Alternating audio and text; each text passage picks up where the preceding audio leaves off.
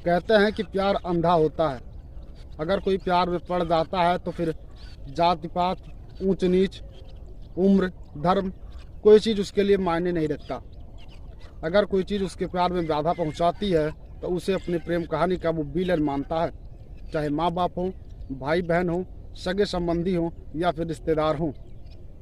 एक लड़की के प्यार में लोग या कोई लड़की किसी लड़के के प्यार में अपने माँ बाप के प्यार को नहीं समझ पाती, या लड़का अपने माँ बाप के प्यार को नहीं समझ पाता।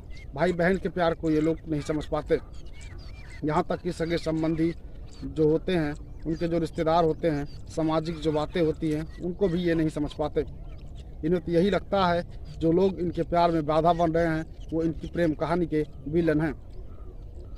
कई बार ऐसा होता है कि लोग आत्महत्या तक कर जाते हैं, परिवार को छोड़ जाते हैं, माँ बाप को छोड़ जाते हैं, यहाँ तक कि अपने मासूम बच्चों को भी छोड़ जाते हैं। भागकर शादी कर लेते हैं, कभी भागकर कहीं और चले जाते हैं। तमाम ऐसी बातें सामने आती हैं। यहाँ तक कि फांसी के फंदों से भी लोग लटक जाते हैं। नमस्कार, आप देख रहे हैं मानसिकता न्यूज़ और आपके साथ मैं हूँ सौरभ दुबे। ऐसी ही एक खबर सामने आई उत्तर प्रदेश के गोंडा जिले के कौड़िया बाजार थाना क्षेत्र से, जहां दो प्रेमी जोड़ों ने खुदकुशी कर ली। मामला सिर्फ इतना था कि दोनों के रिश्ते नामंजूर हो गए थे, इस वजह से दोनों ने खुदकुशी कर ली। इन दोनों के बीच देवर और भाभी का रिश्ता था।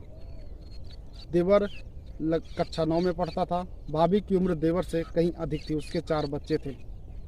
दोनों में हंसी मजाक चलता था, लेकिन हंसी मजाक का प्यार में बदल गया ये किसी को पता नहीं चला। दोनों एक दूसरे को बेइंतहा प्यार करने लगे थे।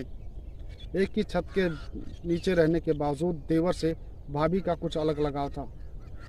तो वहीं जब इस मामले को लेकर थोड़ा सा शक हुआ परिजनों को, तो उन्होंने तहकीकात करनी शुरू कर दी। तहकीकात की तो मामला सामने आया, जिसके बाद दोनों का रिश्ता उन्होंने नामंजूर कर दिया और कड़ी नाराज़गी जताई। जिसके बाद दोनों ने अपनी जीवन लीला समाप्त करने की ठान ली।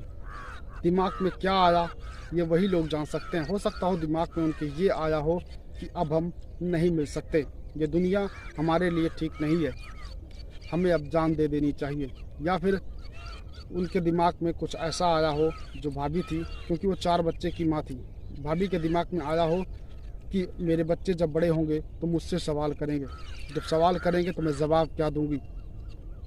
हो सकता हो इस वजह से भी खुदकुशी की हो। लेकिन पहले भाभी ने खुदकुशी की। उसके बाद जब इसकी सूचना देवर को मिली तो देवर घर से निकल गया।